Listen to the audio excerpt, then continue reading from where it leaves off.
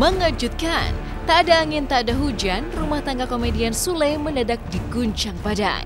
Pasalnya diam-diam Lina istri Sule telah melayangkan gugatan cerainya ke Pengadilan Agama Cimahi, Bandung, Jawa Barat sejak tanggal 20 April 2018 lalu.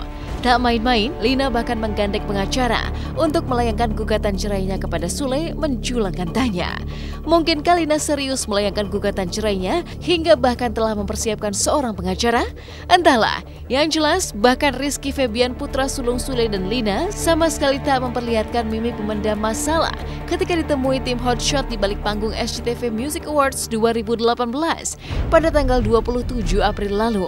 Ya, ditemui 7 hari pasca sang ibu diam-diam menggugat cerai ke Pengadilan Agama Cimahi, Rizky yang dikabarkan sedang mempersiapkan pernikahan dengan sang kekasih justru sedang bahagia karena keputusannya mendapat dukungan dari sang ayah dan ibu yang notabene menampakkan aroma keharmonisan. Sebuah gelagat yang 180 derajat kontras dari fakta bahwa Pengadilan Agama Cimahi bahkan membenarkan gugatan cerai Lina.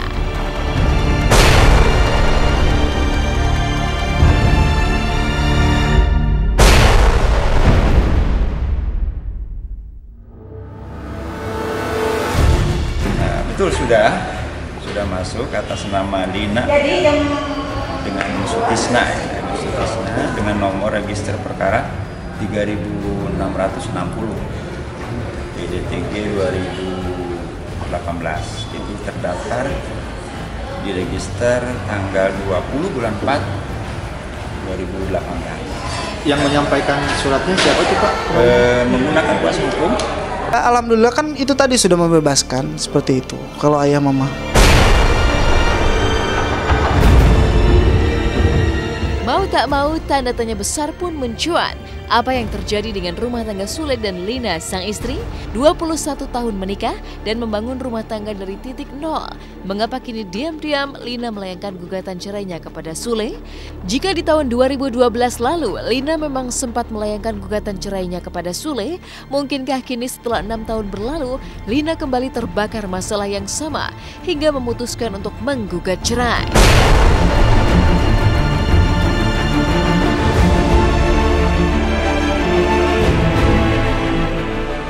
Di saat Akang ingin mencapai sukses, saya sebagai seorang istri memperjuangkannya. Di samping doa, saya mencari uang untuk bekal Akang ke Jakarta, belum membiayai anak di rumah. Yang namanya waktu siang dan malam saya tidak pernah merasakan. Yang saya pikir, bagaimana caranya saya mendapatkan uang agar Akang bisa sampai ke Jakarta. Tapi anak gak terlantar. Ada suatu kejadian di saat Akang sudah sukses lah ya, dalam arti kata satu event jadi juara. Saya sempat nangis, seolah-olah apa yang saya perjuangkan tidak ada apa-apanya. Itu kejadian yang sangat pahit banget ya, yang nggak pernah bisa saya lupakan. Sementara saya di rumah menahan perihnya perut. Namun badai yang sempat berkecamuk mengguncang rumah tangga Sule di tahun 2012 lalu itu sempat reda. Hanya selang hitungan bulan, Sule sudah bisa menunjukkan bahwa api dalam perkawinannya bersama Lina telah padam dan berganti harmonius. Lina bahkan sempat mengutas gambaran romantis seorang istri yang rela menempuh perjalanan jauh dari Bandung ke Jakarta hanya untuk mengobati kangen bisa bersama Sule dan memasakkan makanan kegemaran artis bernama asli Entis Sutisna tersebut. Seolah-olah rumah tangga mereka sudah baik-baik saja. Sudah sampai.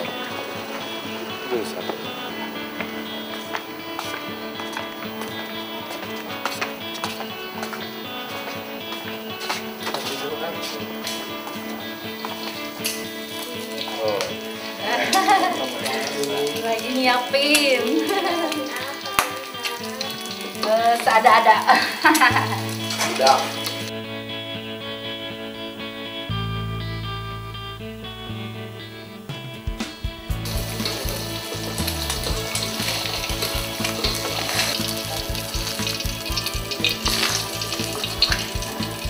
Ini setengah mateng.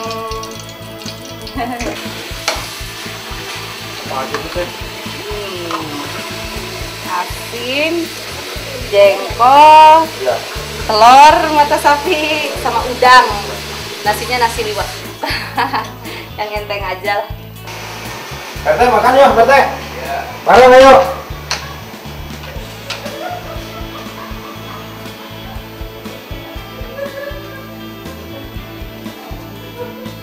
Selamat mencicipi hidangannya.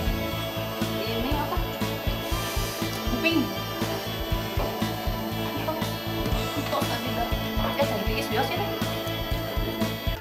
Begitu saya datang, dia biasa nyambut dengan senyuman, itu masuk kasih bakso ceker. Biasanya begitu kalau datang kasih bakso ceker. Udah nggak ada lagi, kurang kali biayanya. Udah pas begitu pulang, lewat pulang, ada tetangga kan di situ. Apel tadi ada yang apel. Saya bawa apel loh, itu ngutang loh.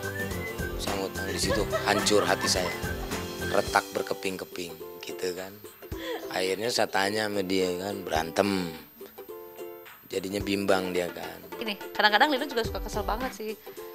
Kok Akang tuh nggak pernah pengen tahu gitu kan kondisi kita. Misalnya gini, apakah kita nggak balas BBM itu karena mungkin baterainya habis atau dia nggak mau tahu. Pokoknya setiap dia BB atau SMS harus dibalas. Kadang-kadang gini, BBM kan di sana kan lemot tuh ya. Akang juga tahu sendiri gitu. BBM belum masuk, dia udah nunggu balasan, telepon. Langsung ngomong, kenapa BB-nya nggak dibalas? Mana? Udah nggak ada BB gitu, nggak ada BB masuk. Udah Akang nelpon, baru BB-nya masuk. Berarti tipe yang masih cemburuan Ya, ya? posesif.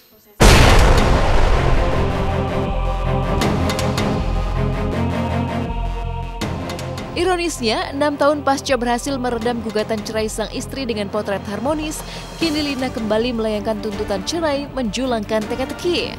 Ada apa dengan Lina? Jika tidak akan ada asap tanpa ada api, apa yang memicu Lina kembali menggugat cerai Sule? Jika di tahun 2012 lalu, Lina dikabarkan tak kuat dengan kesibukan Sule yang super padat hingga tak memiliki waktu bersama keluarga, benarkah kini Lina juga mengutas alasan yang sama di balik gugatan cerainya?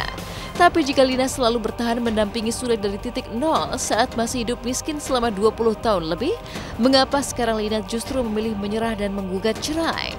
Mungkinkah ada faktor wanita ketiga di balik keinginan cerai Lina? Sebuah teka-teki yang tak bisa terjawab oleh sikap Sule yang mendadak misterius, getol menghindari awak media, bahkan mengerahkan petugas keamanan untuk mengiringi mobil pribadinya seperti berikut ini. Sule. Bang Sule. Kasih jalan ya. Bang. Kasih jalan ya. Sini, ke sini. Sini. Keluar dulu. Baru. Sini, keluar dulu. Mas, kasih jalan, Mas. Maaf. Jalan. Kasih jalan itu, kasih jalan. Yuk, terus. Terus. Kang, dikit, Kang. Yuk, kasih jalan. Maaf. Bang Sule dikit, Bang Sule. Ayo. Terus. Ayo.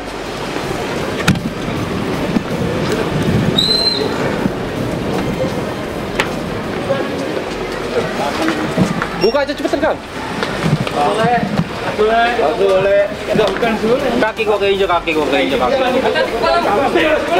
Pada sidang pertama biasanya itu wajib untuk dihadirkan. Kapan Pak sidang pertamanya? Sidang pertama tanggal 7 Juni 2018. 7 Juli. Ya, Juni. Hanya menuntut cerai. Saya saja ya. Ya. Pak, betul nggak karena ada pihak yang ketiga ya? Apa ada pihak ketiga? Kalau materi mungkin tidak bisa saya sampaikan. Oke. Itu karena materi Alasannya tidak bisa disampaikan. tidak bisa.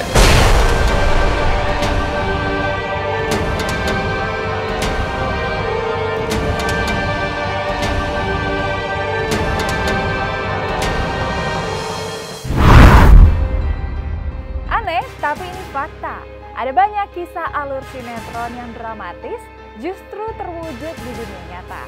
Jika beberapa waktu lalu seorang TKW Indonesia bernama Zelviana menjadi viral karena menikah dengan majikannya dan mendapatkan mahar pernikahan berupa emas seisi toko, maka lain halnya dengan kisah seorang pria yang mendadak menciptakan insiden menangis karena hadir di pelaminan sang mantan pacar. Nah, seperti apakah kisah demi kisah ini mengulik inspirasi hingga hari para selebriti? Simak berita lengkapnya hanya di Hot Shot sesaat lagi.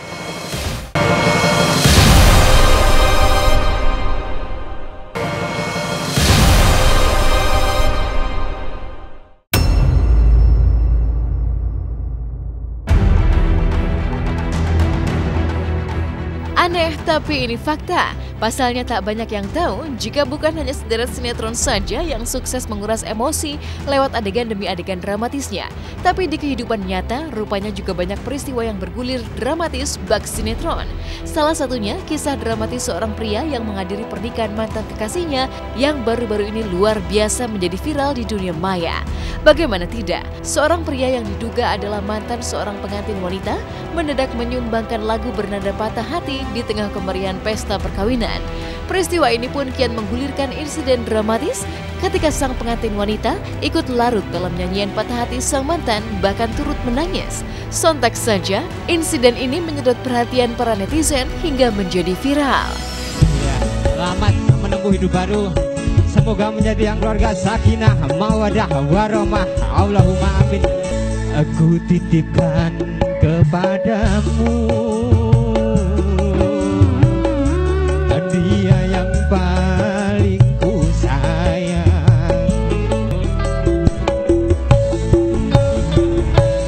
Seujung rambut, seujung kuku, jangan pernah kau sakiti dirinya.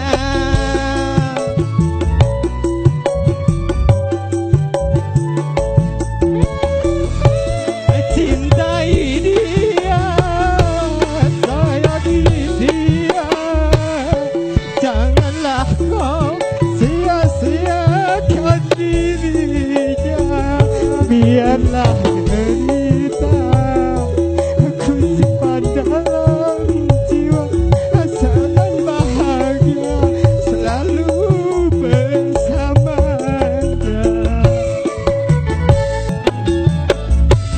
Kau tahu di dalam hatiku masih menyayangi selalu.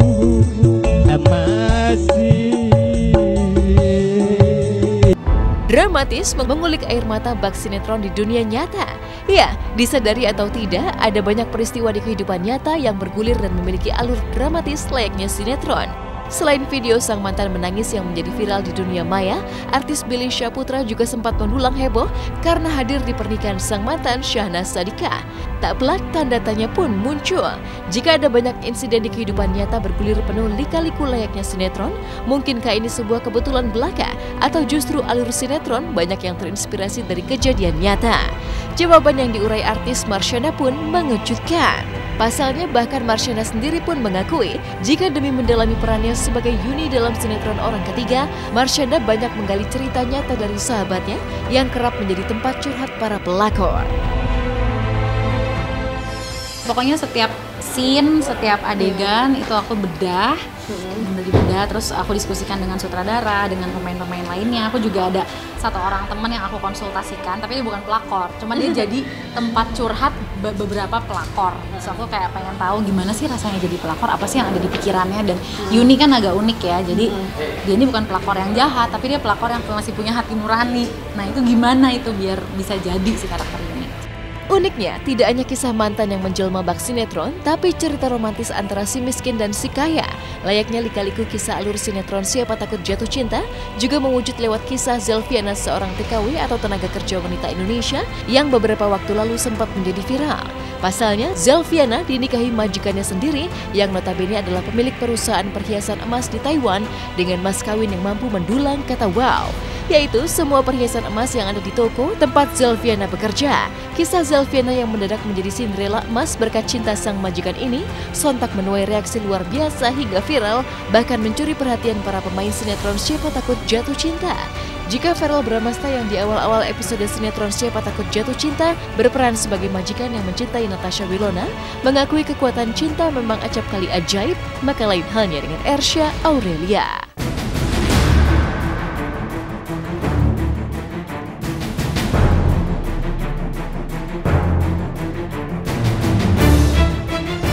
Ternyata cerita itu ada di kehidupan nyata ya. Hebat sih, yang pasti membuktikan kalau yang namanya cinta itu mengalahkan kasta, tahta, segalanya ya. Segalanya lah, ya, apa aja mungkin terjadi. Ya aku ngelihatnya congratulations lah buat dia untuk pernikahannya, nikah ya, jadi nikah. Nah semoga all the best lah buat dia, dan ya itu maksudnya cerita-cerita sinetron itu emang aku percaya dapet inspirasinya dari kehidupan nyata dan cerita nyata gitu. Iya, aku percaya sih, karena menurut aku kayak penulis itu sebenarnya dapat ide mostly dari kehidupan nyata gitu loh, karena ngelihat cerita-cerita orang yang menarik gitu loh, dan itu kan satu topik yang menarik juga kan. Gimana sih caranya orang kaya bisa jatuh cinta sama orang miskin, dan orang miskin sama orang kaya, karena itu kan beda kalangan, otomatis bisa juga pendidikannya beda, bisa juga cara hidupnya beda gitu loh.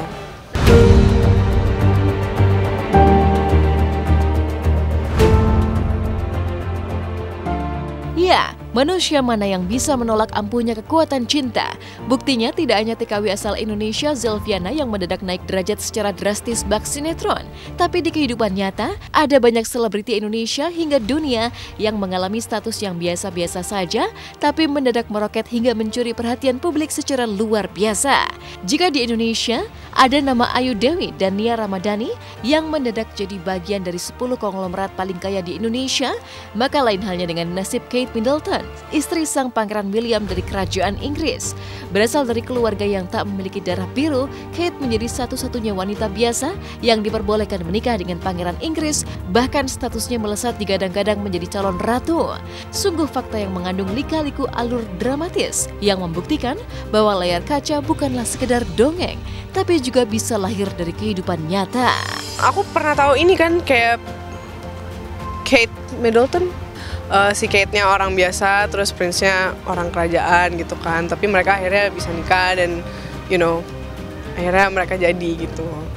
Menurut aku itu Tuhan itu punya rencana buat kita, really dibikin interesting dan plot twist-nya banyak gitu loh.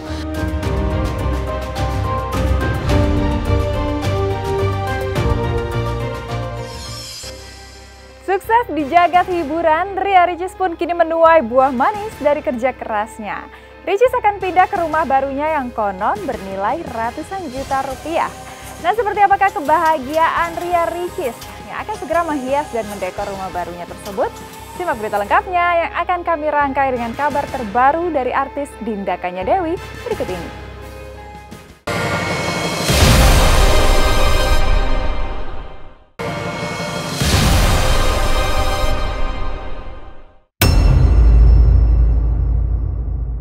Assalamualaikum pemirsa Hot Show, selamat datang di rumahnya Ricis. Hari ini Ricis lagi mau beres-beresin barang, secara aku mau pindahan. Dan kayaknya aku udah nggak mau tinggal di sini lagi, aku tuh udah bosen kayak gitu.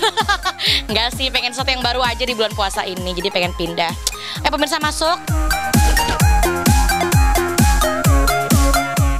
Menjelang bulan suci Ramadan, konten kreator sekaligus host inbox Ria Ricis tengah disibukkan dengan persiapan pindah ke rumah barunya di kawasan Kebagusan, Jakarta Selatan. Ricis yang sudah 4 tahun terakhir tinggal di rumahnya di Depok, merasa tempat itu sudah terlalu sesak dengan berbagai barang-barang. Mulai dari squishy, penghargaan, hingga deretan kado dari penggemar hampir memenuhi ruang tamu rumahnya. Itulah yang terlihat saat adik Oki Stiana Dewi ini mengajak tim Hotshot melihat berbagai barang yang nantinya akan dibawa ke rumah barunya. Cukup ya, cukup. Aku tuh capek ngeliat rumahku yang berantakan banget. Itu berantakan banget. Aku tuh capek ngepekinnya gimana. Ini lagi banyak boneka, banyak meja. Sementara aku sebatang kara. Aku harus ngepakin mereka gimana caranya. Tapi mah ini udah rapi, ini kan tinggal bawa aja, ini juga tinggal bawa. Tapi gimana caranya? Pemirsa, aku bingung. Terus belum lagi bawa yang di sana, pemirsa harus lihat.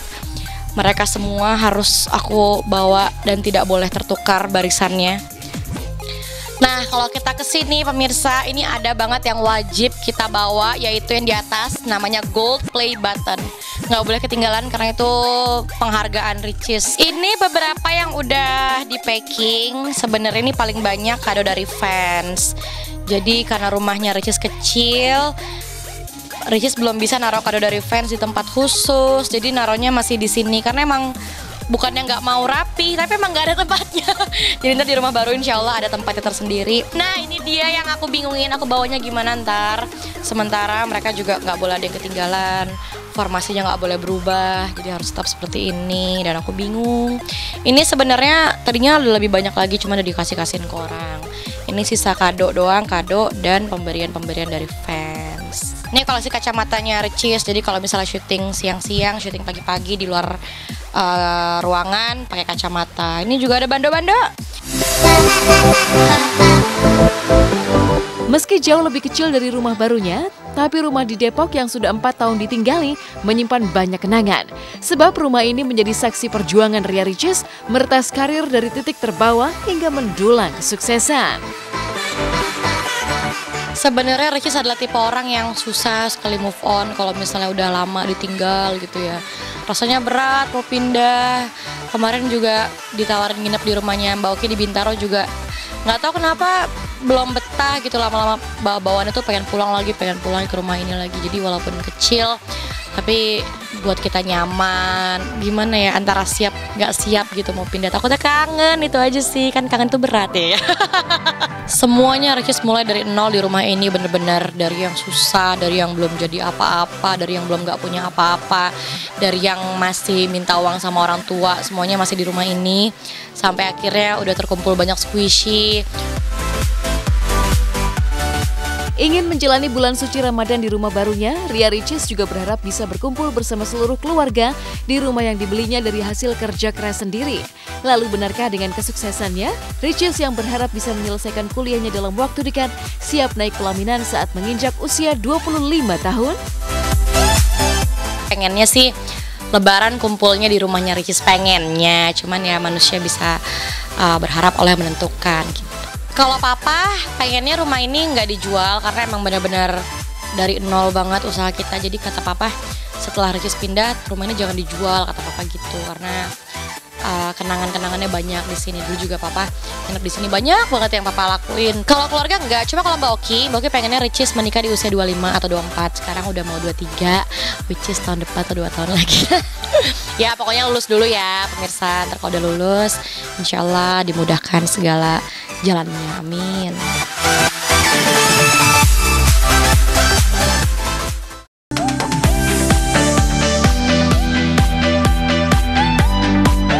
Dari kesibukan Ria Ricis jelang pindah ke rumah barunya, inilah kisah Dinda Kanya Dewi yang kembali disibukkan dengan syuting stripping.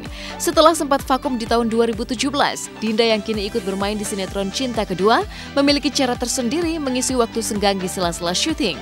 Jika biasanya banyak artis yang membawa make up sebagai salah satu perlengkapan yang wajib ada, maka lain cerita dengan Dinda Kanya Dewi yang justru lebih memilih membawa buku bertema sejarah. Karena aku bawa salba buku sih. Ini satu yang menarik juga tuh Kak. Aku baca ini karena aku mau baca buku ini. Karena buku ini background story-nya tentang ini. Jadi aku baca sejarah aslinya dulu terus baru baca itu. Supaya mengurangi intensitas ke handphone terus-terusan gitu kan kalau nunggu. Jadi lebih baik ke ke baca buku juga gitu loh. Jadi emang nggak tahu ya, karena hobi aja sih. Aku suka sejarah, jadi emang suka aja. Jadi makanya sejarah apapun sebisa mungkin sih aku baca gitu loh. Dinda Kanya Dewi yang sebelumnya sempat tinggal di Pulau Dewata, Bali juga mencurahkan isi hati tentang kesiapannya melangkah ke jenjang pernikahan. Tapi mengapa Dinda yang sudah memiliki kekasih masih belum terpikir untuk segera naik pelaminan di usianya yang sudah 31 tahun? Pasangan ada juga sih ya, kebetulan ya gitu. Bonus. Bonus iyalah, masa kita pindah tempat terus habis itu pasti kenal orang baru, terus entah itu dapat bonus ada hubungan baru dengan orang-orang terdekat ya mungkin aja. Masalah hubungan tuh aku karena apa ya, nggak, karena udah makin kesini tuh makin nggak terlalu mikir yang harus target gitu loh, harus target kapan nikah atau gimana, ya let it flow aja, biarin aja. Kalau emang sudah waktunya ya sudah bertemu dengan orang yang menurutku oh ini partner yang pas ngelewatin itu menuju 30, 31, makin banyak pertimbangan, makin dipikir-pikir, jadinya ya udah makin belum untuk kesana sih.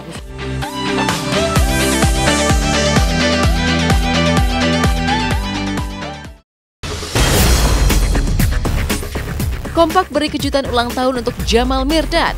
Seperti apa kebersamaan Naysila dengan kekasihnya? Apa pula yang membuat Kevin Julio masih enggan menikah meski sudah 2 tahun berpacaran? Sesaat lagi hanya di Hot Shot.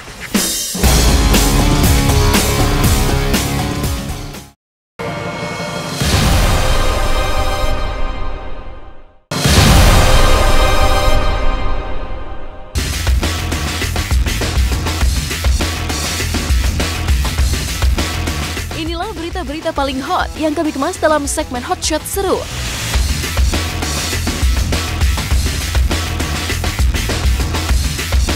Setelah menjalin kasih selama kurang lebih 3 tahun dengan kekasihnya Monica Imas, vokalis band Armada Rizal Adi Pradana kian dekat ke jenjang pernikahan. Selasa 8 Mei 2018 lalu, Rizal resmi melamar sang pujaan. Prosesi lamaran sendiri digelar di Jawa Tengah. Kabar bahagia ini terungkap lewat postingan kerabat dan para sahabat. Potret kebahagiaan pasangan ini langsung jadi perbincangan hangat di dunia maya. Selain memamerkan cincin, Rizal dan calon istrinya juga terlihat serasi dalam balutan busana bercorak senada. Maka seperti inilah proses lamaran Rizal Armada yang kental dengan nuansa Jawa.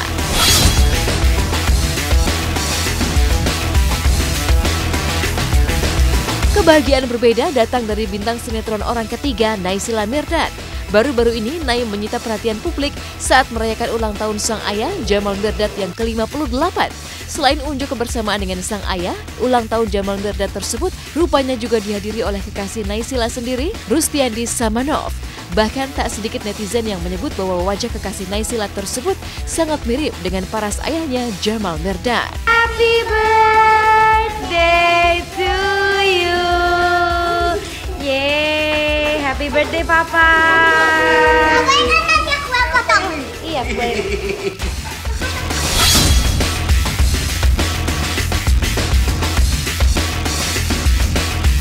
Saat Naysila tak sungkan unjuk kebersamaan dengan kekasihnya di dunia maya, lain cerita dengan Kevin Julio yang seolah masih malu-malu mengungkap kisah cintanya yang sudah berjalan hampir 2 tahun belakangan.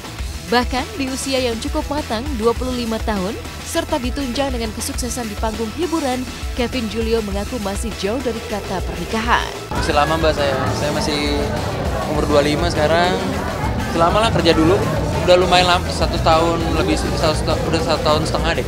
Masih pacaran aja mbak, jadi masih belum apa.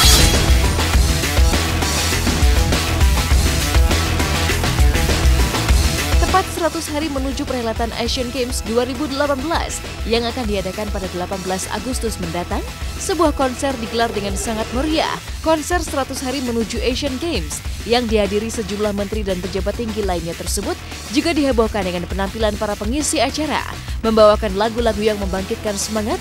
Danang, Anji hingga Ariel Noah tampil memukau.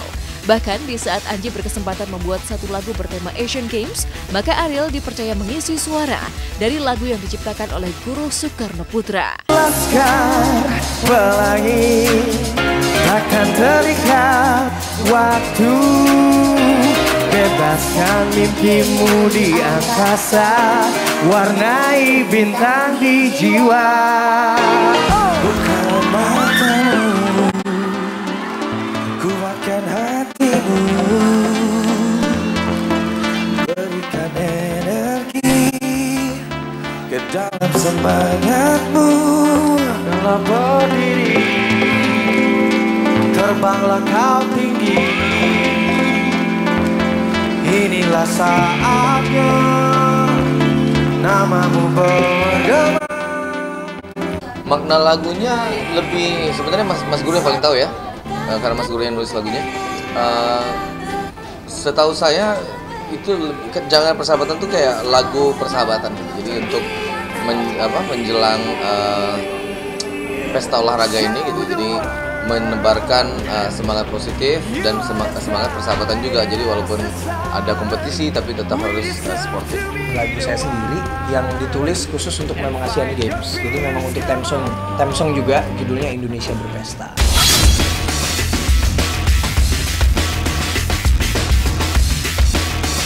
Tinggal hitungan hari sebelum memasuki bulan suci Ramadan, SCTV siap menghadirkan tontonan sekaligus tuntunan lewat sinetron berjudul Cuma di Sini. Sinetron yang dibintangi Ence Bagus tersebut berkisah tentang Supangat, seorang pedagang kopi keliling tapi memegang teguh idealisme tentang kopi itu sendiri. Dan untuk memainkan peran tersebut, Ence Bagus harus mengayuh gerobak kopi yang dilengkapi dengan mesin penggiling kopi di gerobaknya tersebut. Si Supangat itu adalah seorang penjual kopi keliling, kopi keliling. Tapi dia bukan tukang kopi yang mungkin dia tukang kopi yang punya idealisme sendiri tentang kopi. Jadi dia gak cuma jual kopi sasetan, dia itu jual kopi yang dibikin sendiri. Bahkan dia kadang-kadang suka ngajak ngobrol orang dan nyeritain tentang kayak bedanya kopi ini dengan itu, sampai sejarah kopi lain-lain sebagainya. Sebetulnya dia itu pinter, Supangat itu pinter, cuman sering apes. Jangan lupa ya nonton sinetron Ramadan Cuma di Sini di SCTV.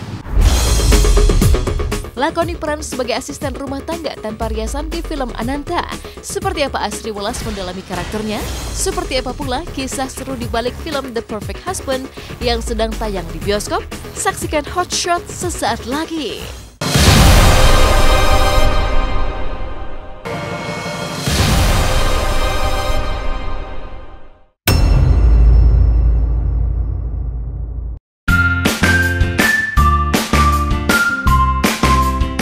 Menjajal peran dari yang aneh, mengundang tawa, anggun, angkuh hingga dramatis, itu sudah biasa dijalani oleh artis Asri Welas. Tapi khusus dalam film Ananta, Asri Welas menantang diri sendiri untuk menjalani peran yang tak biasa, namun konon kerap dipandang sebelah mata, yaitu asisten rumah tangga. Tak tanggung-tanggung, demi peran barunya sebagai asisten rumah tangga, Asri Welas yang kerap dikenal dengan logat bahasa Jawanya, konon tertantang untuk mempelajari bahasa Sunda demi keseriusan perannya di film Ananta.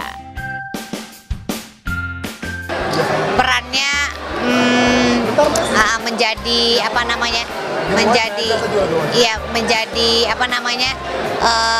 mbak yang ngurus rumah. Itu memang belum pernah saya perankan. Jadi itu menurut saya sesuatu yang baru, terus nggak kenapa-napa, bukan berarti menjadi turun derajat atau apa, enggak. Menurutku kalau kita bisa memerankan banyak peran, menurut saya sih itu namanya artis gitu ya, maksudnya bisa memerankan banyak peran. Uniknya selain meretas usaha serius demi film Ananta, sebagai ibu, Asri Welas juga tengah serius untuk menyembuhkan kondisi Raya Gibran atau Ibran sang putra kedua, agar bisa menjadi balita yang menjalani kehidupan normal layaknya anak-anak lain. Ya, demi kesembuhan Raya Gibran atau Ibran sang putra kedua yang sempat menjalani operasi katarak, kabarnya Asri bahkan selalu berusaha membawa serta Ibran kemanapun dan kapanpun, demi memastikan kesembuhan balita tersebut. Dan usaha Asri itu pun berbuah manis. Ibran yang semula harus mengenakan kacamata plus 17, kini bahkan turun menjadi plus 16. Sebuah perkembangan yang meskipun kecil, namun memiliki arti yang sangat besar bagi seorang ibu seperti Asri Welas. Assalamualaikum. Halo Bra, ini halo Mas Ibran. Lagi antar Ibran sekolah nih Ibrannya. Iya. Mami bisa antar Ibran sekolah ya? Iya. Assalamualaikum. Ibran. Ibran. Halo. Ibran. Iya kakak. Antar sekolah ya. Maaf ini izin siaran. Harus syuting pagi-pagi. Sambil jalan sambil anterin. Ya, kacamatanya sempat ganti karena memang minnya juga turun.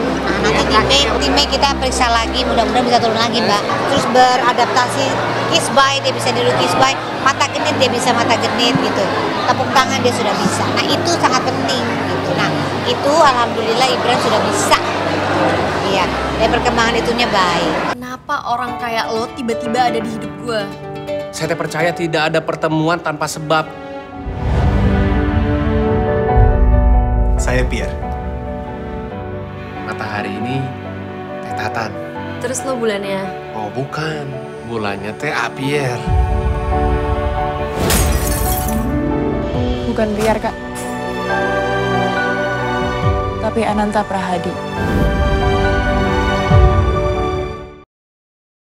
Dia tuh nggak cocok buat kamu. Dan aku udah nggak perlu buktiin kan ke kamu kalau aku ini lebih pantas buat kamu daripada dia.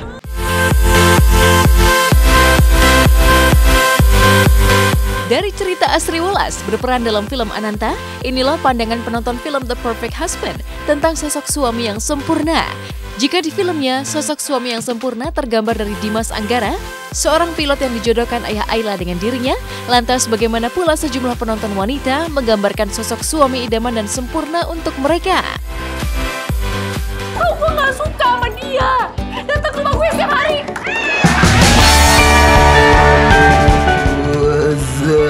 Pendidikannya bagus, prestasinya banyak, susah dibandingkan sama si begundal itu. Kalau mau cari calon istri, sing penting bibit, bebet, bobot. Mana ada laki-laki normal yang sukses mau dijodohin? Lo bukan laki-laki normal. Perfect husband itu menurut aku setia, bertanggung jawab, ganteng, tinggi, pinter, Kebakaan, bisa jadi ayah buat aku, ibu buat aku. terus dia sayang sama aku, sayang sama orang tuanya. The perfect husband tuh kayak ayah dari calon anak-anak aku, Nan.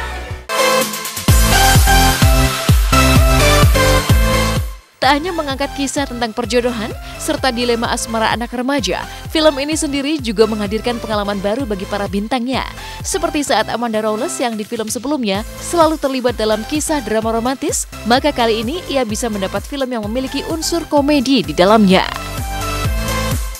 Kalau perbedaannya dari genre filmnya sendiri, ini adalah drama komedi, which aku belum pernah main film komedi sebelumnya, selalu drama romantis.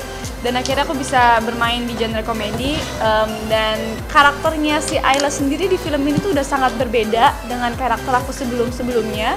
Di sini tuh dia tomboy, pecicilan, terus keras kepala.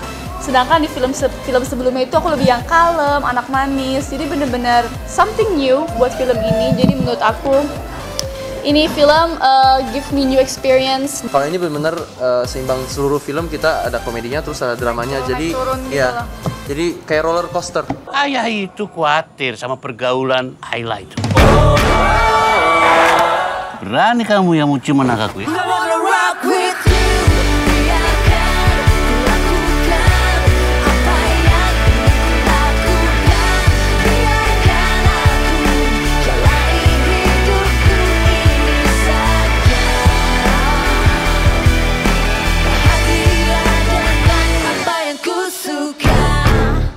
Kamu Ayla kan? Saya calon suami kamu. Pemirsa, usai sudah perjumpaan kita hari ini, saya Medina pamit undur diri dari hadapan Anda. Jangan lupa untuk terus menyaksikan Hot Shot setiap hari Jumat pukul 6 waktu Indonesia Barat, serta Sabtu dan Minggu pukul 9 waktu Indonesia Barat hanya di SCTV 1 untuk semua.